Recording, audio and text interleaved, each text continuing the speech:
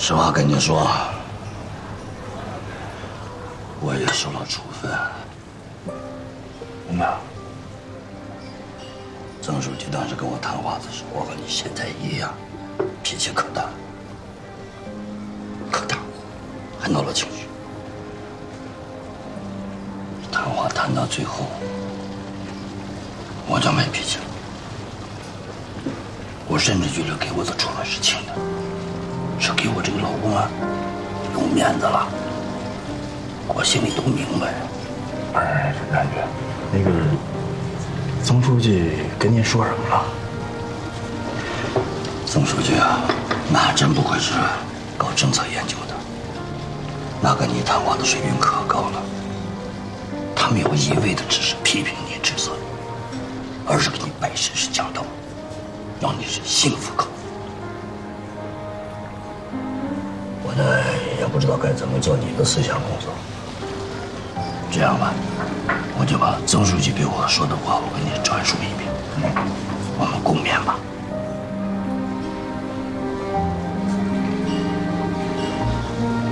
意识什么意思呢？就是看待问题和解决问题的思想意识，这个很关键啊，非常关键。比如，我们在处理群体事件的时候，或多或少的，也可能是不是专门故意要那样的，但是呢，和群众无意当中就产生了对立了，你站到群众的对立面，有手中的权利，简单粗暴的解决问题，甚至让别人屈服于我们的权利，有过吧？错了，这就大错特错了。有一点我们必须要弄清楚，什么呢？人民群众是我们服务的对象，这没有问题吧？没问题。我们应该用手中的权利服务于他们。群众也有权利向我们提出各种各样的问题，而我们要以服务的意识和态度去帮他们解决这些问题，这才是正解。冉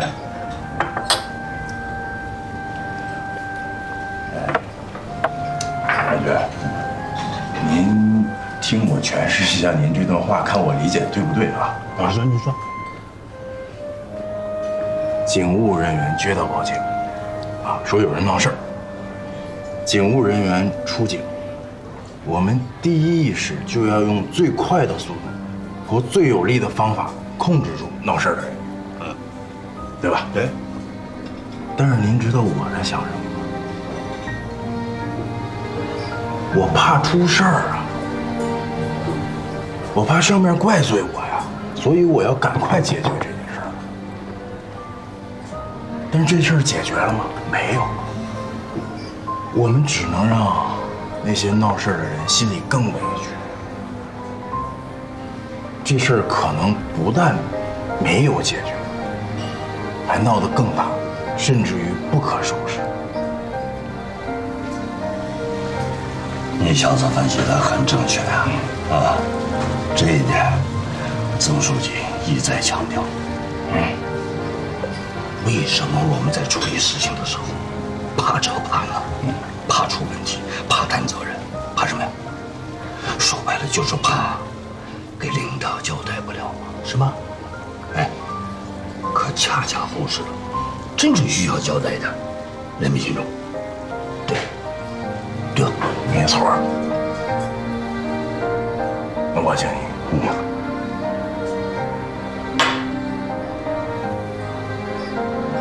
冉局，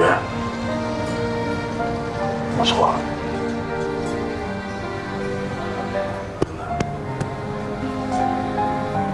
我知道我错了。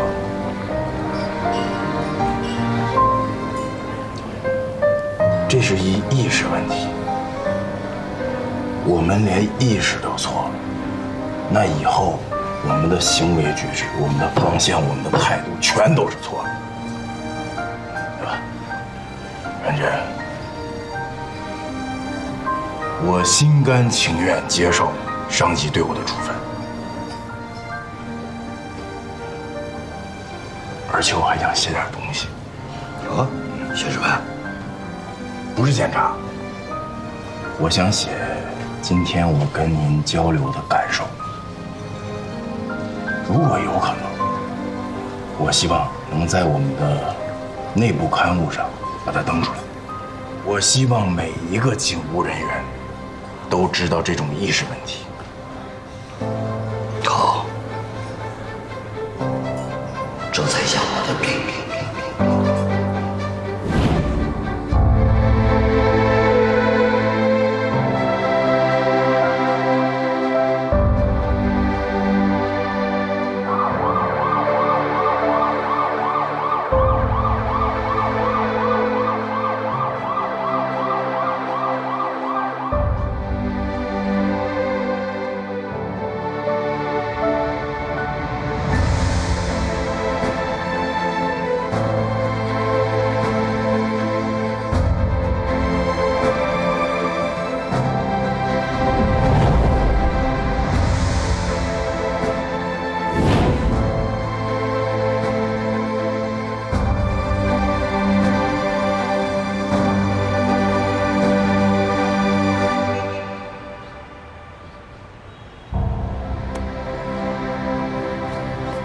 哎，领导，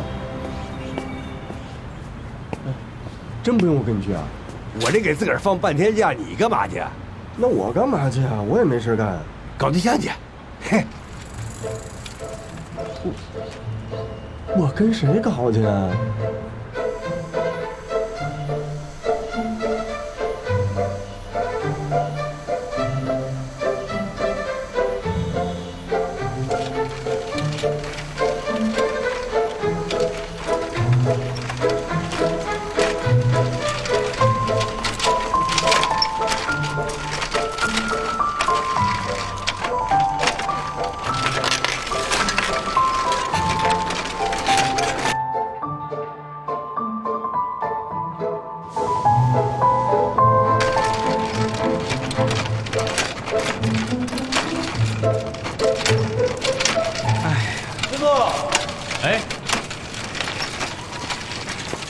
跟您打听个地儿啊，那个咱们钢厂职工的宿舍区在哪儿啊？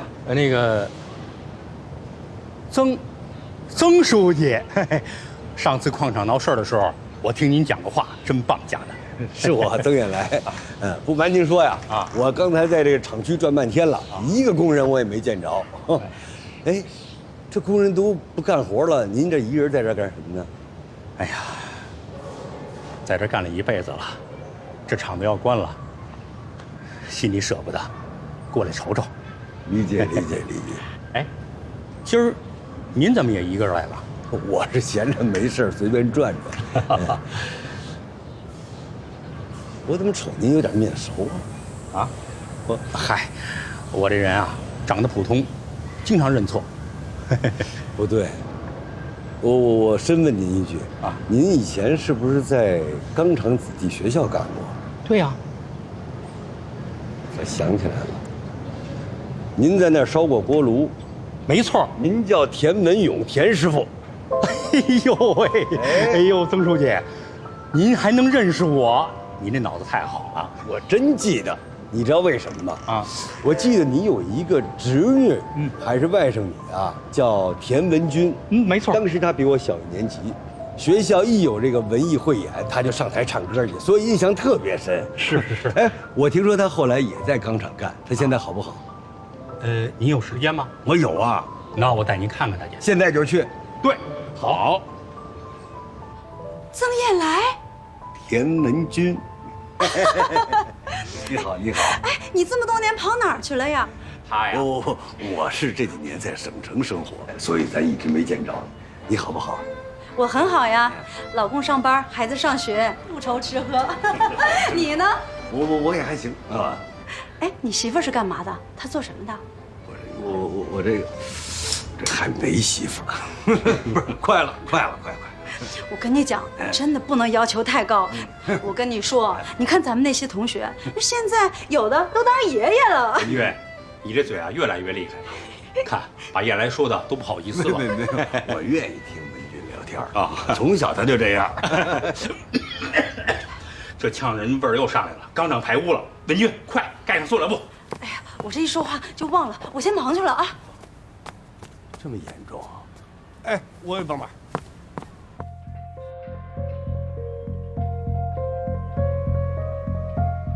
你刚才说什么？钢厂又排污了啊？怎么回事？钢厂的污染治理已经好几年了啊，原来还有酸血什么的，现在已经治理好。现在的污染源还剩一点粉尘。哦，那看来治理的还不错。不错。你去闻闻卢潮河和南山湖的水，那味儿能把人熏晕了。而且一下雨啊，还倒灌。是不是？我看过咱们渤海市的环保报告，说咱们的企业全是达标排放，没那么严重吧？那你看的只是报告，你要是不相信，你去河边看看去，你再去南山湖闻闻那个味儿。哎，燕来啊，哎呀，咱们别说这烦心的事儿了，你好容易休息半天，咱们说点轻松的吧？啊，行，咱说轻松。哎。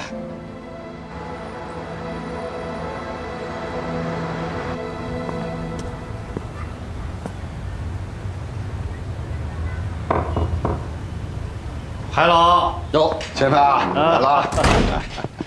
海老啊，挺好的，您好，好。我是不是该叫冉局啊？哎呀，叫什么冉局呢？来，请坐，请坐。您坐。好。海老啊，哎呀，真羡慕你这份悠闲啊！好，老了，就剩这份悠闲了。哎，喝茶。这样。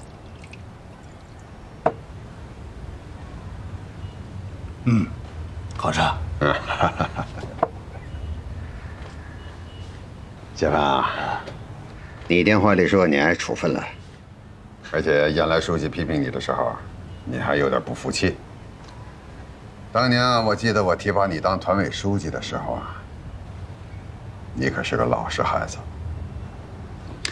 海老啊，这件事我也想了，确实做得欠妥。曾恩来书记，那不管怎么说，那是市委书记，那是我的领导。后悔了？后悔了。后悔就好啊。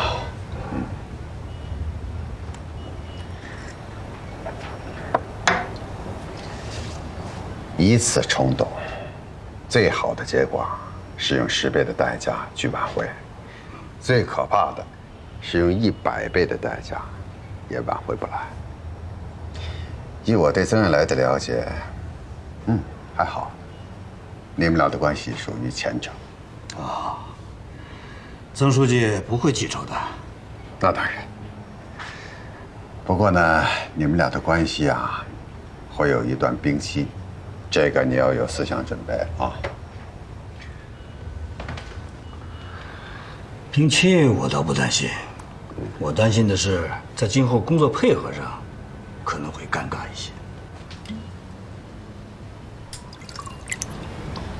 来，干一杯，欢迎曾燕来书记。哎，不是说好了不说吗？我是一不留神没憋住。你都当上书记了呀，了不起啊，老同学！我敬你。燕来，我是先干为敬。慢点。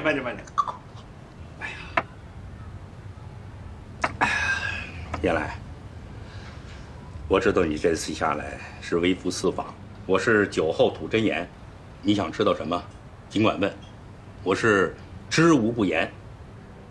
我也谈不上什么微服私访，咱们这钢厂要关停了，我来呢就是想了解一下，钢厂关停，咱们这些工人们有什么想法？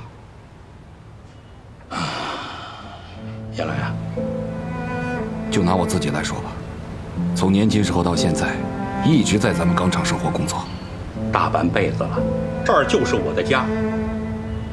现在钢厂关了，拆了，就像把我自己家拆了一样。燕来，你说我怎么想？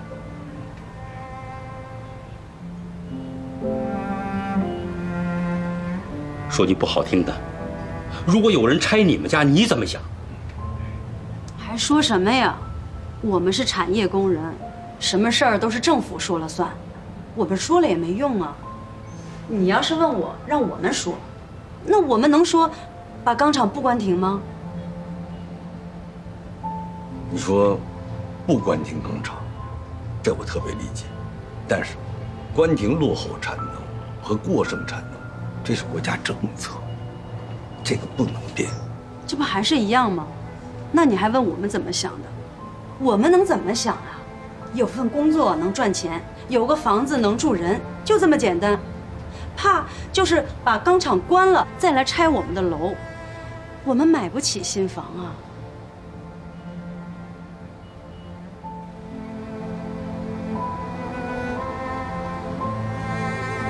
燕来，我们钢厂的职工收入都差不多，能拿出10万8万的人家，那已经算条件很好的了。我就是为了多赚点钱，才开了这个水果店，为的就是不想给政府添麻烦。你说这点，我作为一个市委书记，我特别感谢你们对我们政府的支持。我们那不是支持，是不信任。文娟，没事没事，你让文娟说。你打算怎么样啊？我能有什么打算呢？按他的意思，说服那个执行我命令的副大队长。你是不是打算给你那个副大队长安排一个闲差啊？是啊，作为补偿，在今后的职务升迁上，职务变动上，即优先考虑。只能这样。千帆啊，你是个厚道人，你想过没有？曾燕来以后也会盯上你那个副大队长，会拿他的职务安排说事儿。那倒未必吧。首先，我们没有越过权限和原则。再说了，这是公安局内部正常的人事安排。曾燕来书记要是这么小家子气，那这上上下下可真没人瞧得起他了。成熟了，成熟了，成熟了。海老啊，你就这么一直鼓励我啊。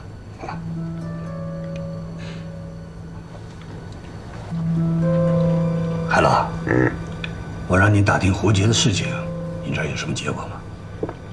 对呀，我还想问问你有没有他的消息呢？徐世豪那帮朋友在四处找他，这小子，像是人间蒸发了一样。海老，我是公安局长，抓不到胡杰，那么省里和市里是放不过我的。要是把胡杰抓到了，对曾燕来书记也是个交代嘛。哦，你说这一层我还真没想到啊。抓到胡杰，你对曾书记有个交代。那这样我也帮你留一着，有消息我第一时间通知你。哎呀呦，谢谢您了，谢谢。好。市里的套路我们心里都清楚，关停钢厂，拆了我们的宿舍楼，卖了我们的这块地，再让开发商重新建房子，让我们拿钱再去买房子。如果买不起，你去借钱，你总不能睡在桥洞底下吧？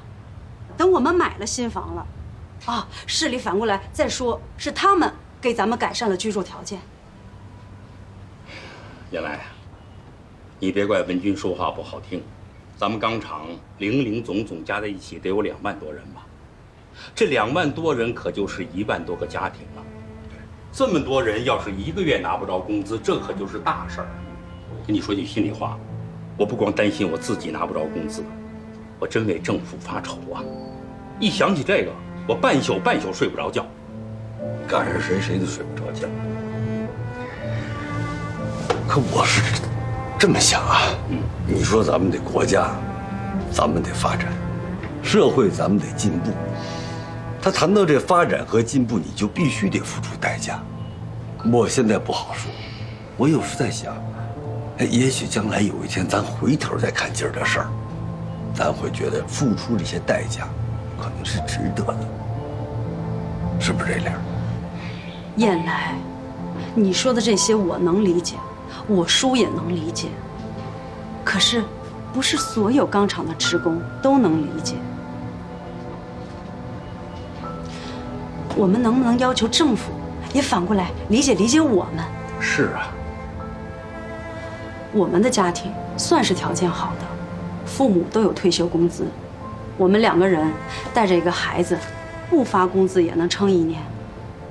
可是，有困难的家庭，有负担重的家庭啊，如果1个月不发工资，恐怕他们都吃不上饭了。这些，你考虑过吗？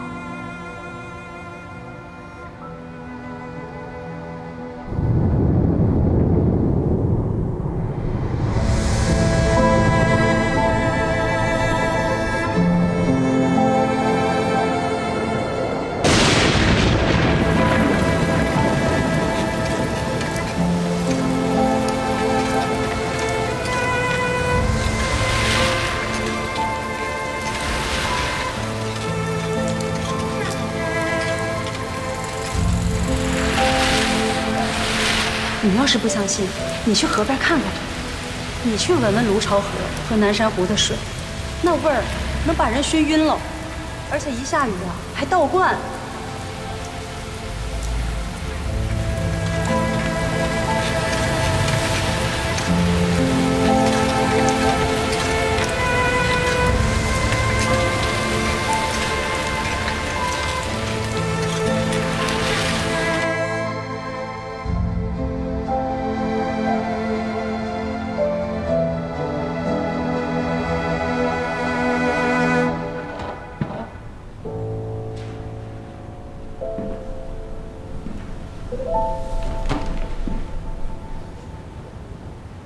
金市长，这是曾书记亲自从卢潮河和南山湖灌的水。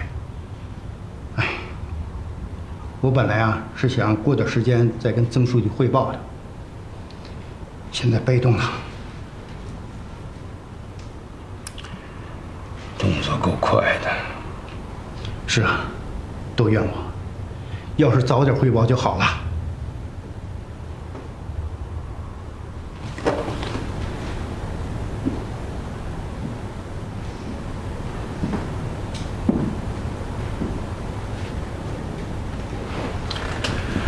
说这些还有什么用呢？曾书记要想有大动作，市里得加点折腾空了也不够。行了，什么也别说了，招呼有关部门开会吧。好，我马上就去办。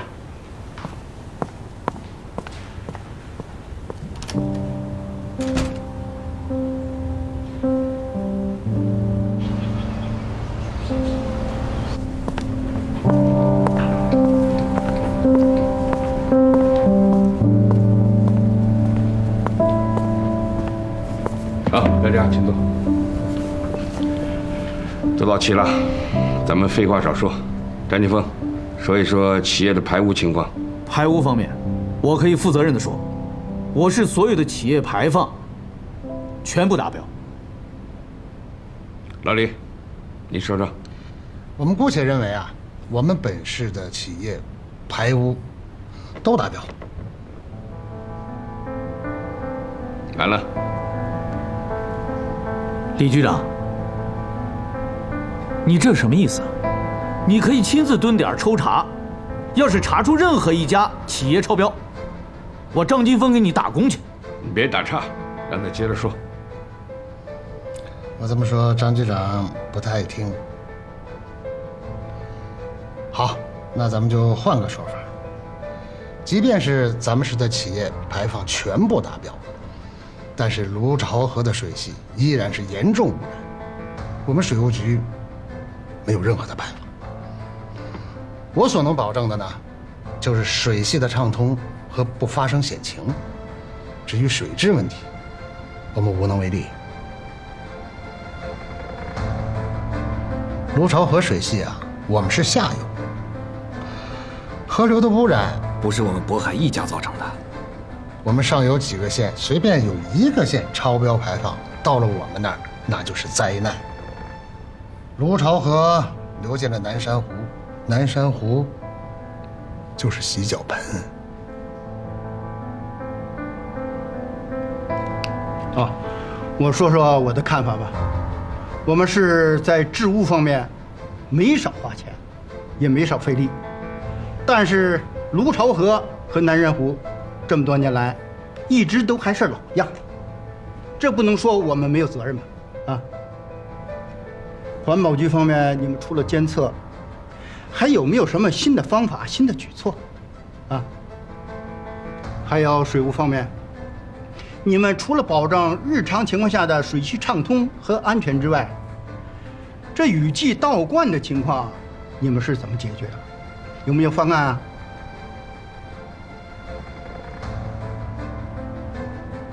啊，今天没有喊城建部门。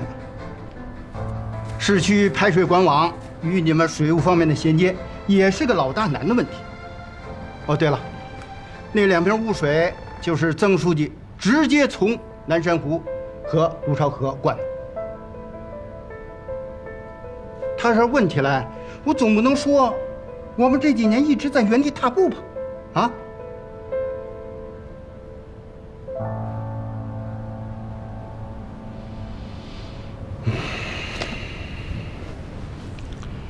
市里的情况你们大家都知道，这2年城市建设发展得很快，花钱如流水。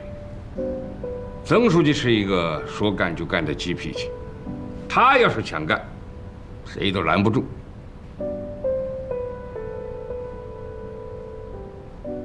可是我上哪弄钱呢？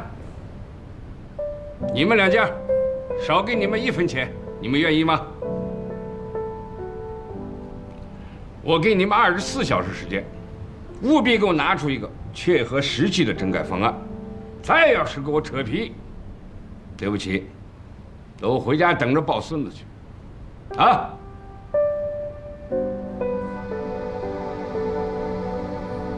老秦啊，你通知城建部门，还有水务，你们自己协调。我要的是结果，水务、环保、城建，还有园林绿化。不是你们所有人养老的地方。有了荣誉了，一个一个都是专家；有了困难，有了问题了，一个一个束手无策。我今天把话放这，啊，卢潮河、南山湖的污染情况，要是还没有改观，明年你们的经费减半，省下的钱给能干的人去花。会开怎么样？秦副市长主持，我提要求，一湖臭水挂在南山呢，这个局面一定得改，必须得改。我刚才跟他们说了，干不好就扣经费，给能干的人去花。我不是吓唬他们啊，我真能干得出来。我听这个秦副市长跟我说，我们市的企业，每一家的排放都达标。照这么看，卢潮河和南山湖的污染问题就没那么简单了。是不简单。渤海市是在卢潮河的下游，说白了就是个入海口啊。上面几个县只要有一家排水不达标，污水就进入了卢潮河。南山湖就是个聚集的地方，他们污染，我们背锅，这不是我们能解决的问题啊。上游的几个县造成污染是有可能的，但我们造成污染的可能性也同样存在。那倒是。我这儿有一份第三方检测机构做的初步检测结论，数据都是明摆着的，氮和磷的指标明显超高。可在我们环保局做的检测报告中，我们是合格的。那问题就出来了，这2家的检测报告一定有一家是错的。你用第三方去检测了？渤海学院的检测室专业吗？那我不知道，所以我只能拿它先做个参考。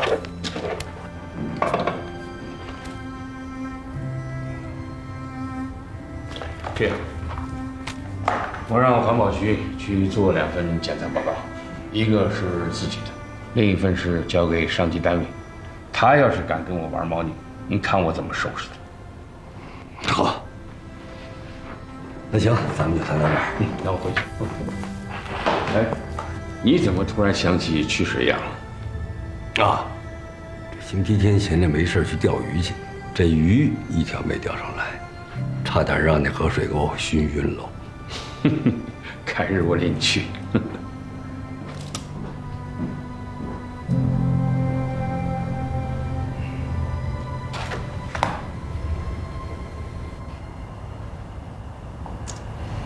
这种通江达海专用船在国内还没有成功的先例，所以我们的方案肯定有很多的不足。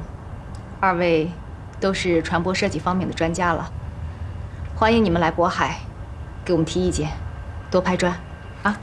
邵主任您客气了。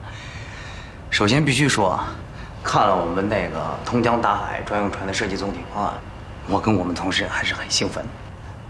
设计方案的理念非常先进，还很好的考虑了我国江海水道和货物运输的实际情况，符合适航、适港、适运。还有很多具体细节都是很有得创性的。但是呢，邵主任很直接啊。那我就谈一下我的个人意见了。我觉得目前的方案最大的缺点就是还不是很大胆。从具体来说，目前专用船设计最大载重量是1.5万吨，我觉得这个数字太保守，完全可以通过优化设计进一步提升载重量。那您觉得优化设计可以从哪些方面着手呢？一个是进一步优化船体的设计，另一个是我们当前忽视的船体桅杆的设计。大家都知道，因为长江大桥高度的限制，很多万吨以上的船舶桅杆太高，不能过去。但是目前我们已经有了最新的桅杆液压起降装置设计。通过这种新型的设计，专用船在过桥之前可以把桅杆折叠起来，通过桥洞以后，几分钟就会恢复原状。那如果通过这些方面的优化，那您觉得最大的载重量可以提高到多少？我保守估计，至少能到2万吨。太好了，你们的意见太宝贵了。哎，我希望接下来我们有更紧密的合作和沟通。没问题啊，我们也很愿意看到渤海的通江达海项目早点落地。我倒有个疑问，不知道能不能直接问邵主任？您说。听说咱们渤海市来了一位新的曾书记，他对渤海产业发展思路有很多新的想法，这会不会影响咱们专用船的项目进度呢？你们的消息蛮灵通的嘛。对于市里未来的发展思路怎么调整，我确实没有最新的消息。不过可以肯定的是，通江达海项目代表着最先进的航运和物流理念，将来一定有广泛的发展和应用前景。我们的设计一定不会白费的。好了，我们今天就到这儿吧，散会。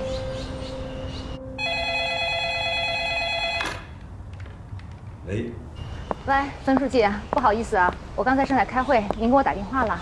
那是这样，我准备去一趟大洋集团，邓总他们那边搞了一个资料视频，我想正好跟你的专业对口，你要方便的话呢，就陪我去一趟。好啊，没有问题。什么时间？到时间地点，我用手机发给你。好的，知道了。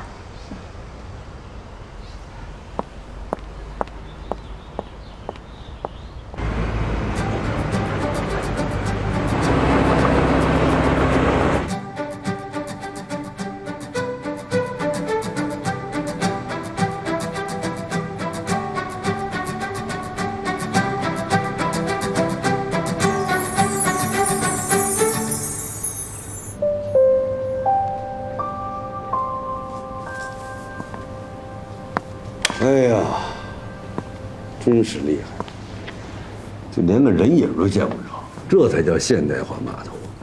曾书记，怎么样？看着就过瘾吧？这个是海州的海州港，它远离了海州的市区，也远离了传统的港区。这个港口是建在东海群岛的一个新港。哎，这个资料你还有吧？帮我拷一份。没问题啊，曾书记。这样，子林回头把所有的资料整理好了之后，给曾书记的办公室送一份。没问题。曾书记，我也想请求您，能不能说服政府，千万别废了我们的河仙港。海州港的资料我以前接触过，我们学校作为课题也组织过考察，但是渤海市建不成海州港。为什么呢？因为我们不需要一个像海州港这样的巨大型港口。如果我们的定位是跟海州港竞争的话，那就是巨大的资源浪费，而且不一定能成功。怎么说呢？我部分同意邵主任的观点啊。我们都知道，海州港是世界第1大港，我们跟他去争这个第1啊，我也觉得没有什么意义。但是，我们和贤港仍然有成为一个大港和强港的市场条件。这个我感兴趣，你给我具体说说。好，第一，我们仍然有需求。这30年以来，我们国家港口行业的发展是有目共睹的。进出口货物的装卸量逐年仍然在增加，有的时候啊，单年度的增长能够达到2位数，这在全世界都是独一无二的。第二个，海州港建成之后，其实给了我们非常好的借鉴和参考，而且海州港给我们留下了显而易见的一个发展的空间。曾书记啊，您是官员，这方面您可能不是很清楚，但是邵主任，您是专家。这个你应该比我还要清楚，而且我也听说邵主任，你们的通江达海专用船舶的项目进展得不错啊。哎，曾书记也是专家，政策研究、宏观经济这些方面，在我们省都是数1数2的，宏观上比我们更清晰。曾书记，对不起啊。我犯了经验主义的错误啊！我原来觉得吧，官员主要还是关心咱不说这个，不说这个。我是听你们两个的这个建议啊，我是觉得哪儿有点不对劲。你想啊，邓总，你是想扩大港区的建设，你呢，邵老师，你是觉得你的专用船要减少对港口的依赖，那这听上去是矛盾的呀。我觉得我们能不能在这个矛盾里找到一个结合点？行，我们深化一下这个思路，让2个项目形成1+1大于2的效应。对，邓总，你看什么时候我们讨论一下？好，曾书记，这样我跟邵主任我们再讨论讨论啊，争取能把您的这个指示落实到位。这个好，这个好，这个很重要。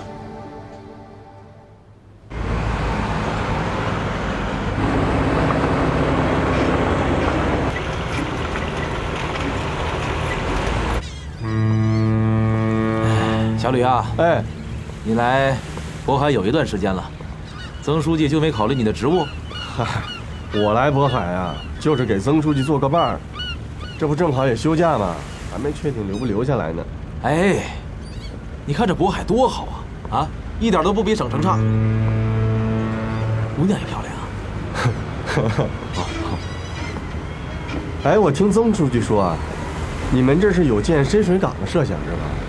对呀，按照我们邓总的意思呀，就是从这儿建一个栈桥，然后啊，一直通到5公里外那个深水区。在那深水区啊，再建一整套的码头。小吕啊，到时候我们和贤港可就是一个能够停靠20-30万吨级大货轮的大港了。啊，有兴趣没有？哎呀，到我们和贤港来，咱们一起干大事儿。兴趣是有，这还得看曾书记的意思。你说你们这些公务员啊，就是跟我们不一样。你说这人的一生啊，能干几件大事？啊，这要是我呀，毫不犹豫啊。对，您说的也有道理。哎，如果要是建了深水码头的话，这岸上的土地是不是就不要了？谁说的？我猜的。哎呦，吓我一大跳啊你！我跟你说啊，小吕啊，等咱们这个深水码头建成之后，咱们和贤港的吞吐量将大幅度提高啊！到时啊，可不是不要岸上的土地，咱们的港口啊还要继续扩大。哎，我说小吕啊，你刚才那意思是不是政府也有啊？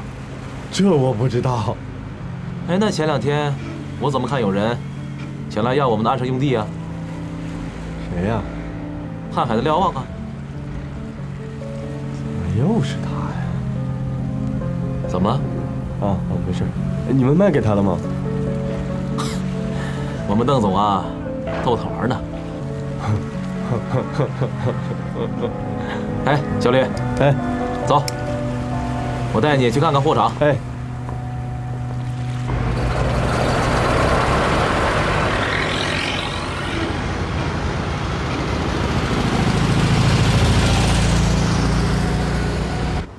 书记，如果我们的河鲜港就建成那样，是不是特别符合咱们市里头以港兴市的定位？当然，这个海州港的建设从1期到4期，历时10几年，而且投入了大量的资金。我是在想，咱们能不能另辟蹊径？捷径一定是有的，关键是要看咱们定的目标。海州港它的时间和资金的投入也是循序渐进的，他们也是边投入边建设边使用。咱不能只看最后他投入资金的总量。好吧，行，我回去再慢慢消化消化。行，今天给你添麻烦了。没有，书记，感谢您来，您随时吩咐。好啊，书记，再见。邵主任，行，有空我们再讨论这个问题。好，没问题。哎，书记，慢点啊。走。